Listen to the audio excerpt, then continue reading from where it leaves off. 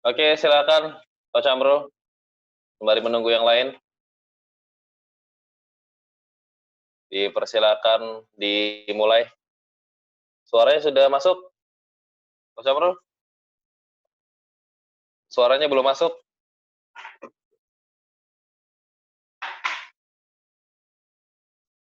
Suaranya belum masuk. Pak Camro,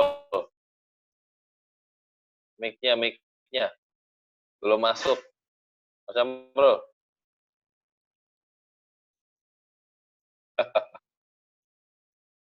Oke, sip. Silakan dimulai. Oke. Monggo. Mulai ya. Mulai. Assalamualaikum warahmatullahi wabarakatuh. Waalaikumsalam warahmatullahi wabarakatuh. Alhamdulillah. Nahmaduhu wa nasta'inuhu wa nastaghfiruh. Wa na'udzu billahi min syururi anfusina wa min sayyiati a'malina. Allahumma salli wa sallim wa barik ala sayyidina Muhammad wa ala alihi wa ashabihi wa man tabi'a ila yaumil. Baik, semuanya para archer ataupun semua para pendengar, pemirsa yang join di channel ini, kita akan membagi satu pembahasan yang hari ini terlihat sangat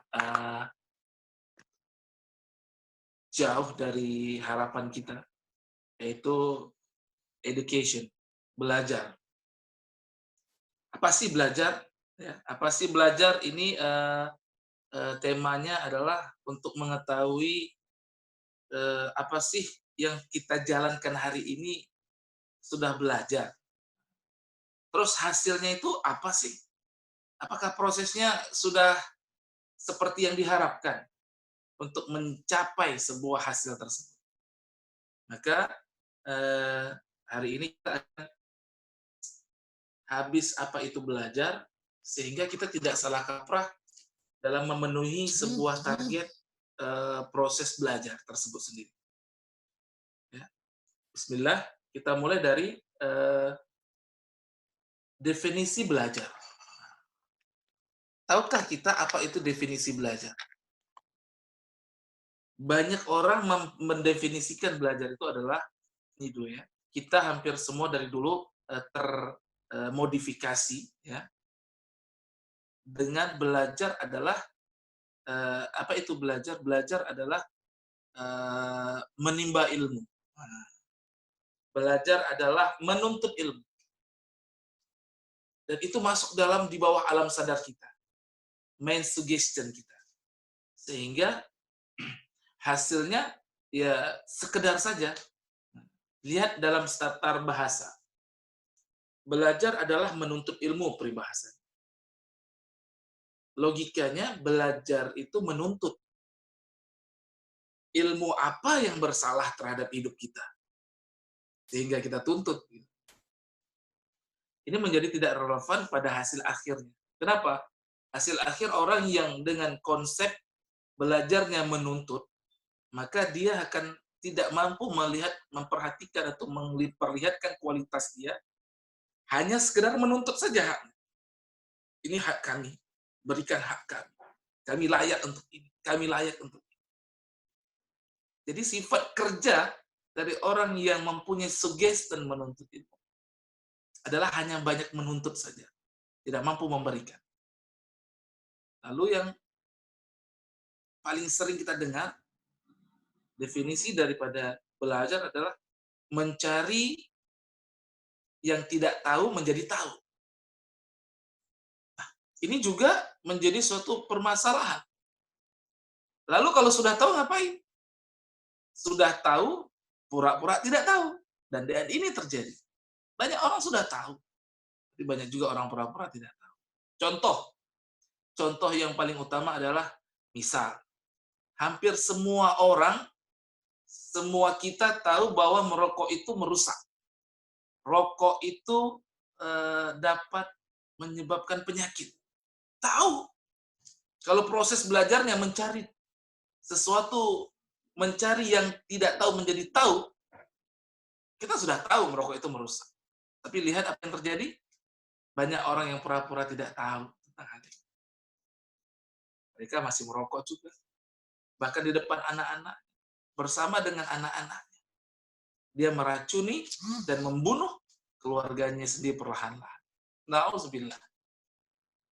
Inilah proses belajar hari ini yang kita dapatkan, sehingga apapun, bagaimana kita mengalihkan sesuatu yang besar, jika dikalikan dengan sesuatu yang tidak ada atau nol, coba kita kalikan.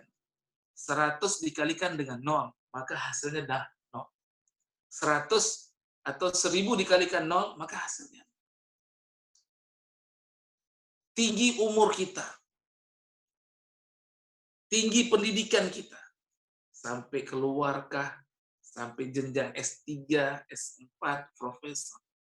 Tapi kalau tidak mempunyai sebuah makna definisi belajar yang benar, maka hasilnya nol. Maka hasilnya nol. Anda tahu, kita tahu dan kita lihat semua, hampir banyak orang-orang di parlemen sana, orang-orang yang di atas sana yang memiliki kursi sana, saling bertikai dengan bahasa-bahasa yang tidak baik.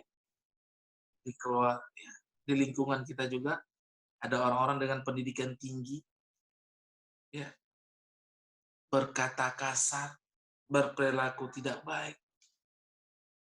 Mana proses belajar? Proses belajar menciptakan dirinya menjadi lebih baik. Tidak ada. Semua dituntut atas dasar kepentingan pribadi. Nah, ini yang akan kita bongkar hari ini. Agar kita tidak salah kaprah. Agar kita tidak salah makna. Agar kita tidak salah usaha dalam memperbaiki diri, mencerdaskan diri dalam proses yang disebut namanya belajar. Nah, sebelum ini, kita harus mengungkap dulu. Ya. Baik, yuk kita bertanya pada diri kita semua. Ya. Dijawab masing-masing ya. Dijawab masing-masing pada diri. Berapa lama sudah kita belajar? Ayo, ada yang berapa lama? Ada yang sudah 35 tahun belajar? Oke, kita bongkar dulu. Baik, belajar dalam dunia pendidikan. TK. Berapa tahun? 2 tahun, setahun, baik. Lalu SD. SD berapa tahun? SD 2 tahun, 3 tahun. SD berapa tahun? SD 6 tahun. Ada yang 7? Ya, silakan. Ada yang 8 mungkin? No problem. Tidak ada masalah. Karena ini berproses. Jadi nggak usah malu berapa lama Anda melakukan pelajaran. Atau Anda belajar. Kita ingin tahu hasilnya. Melalui proses ini, apakah hasilnya kita mendapatkan sebuah processing untuk mencerdaskan kita. Lalu SMP atau sederajatnya berapa tahun? 3. Lalu SMA sederajatnya 3 juga. Totalnya sudah berapa? 2 tambah 6 tambah 3 tambah 3.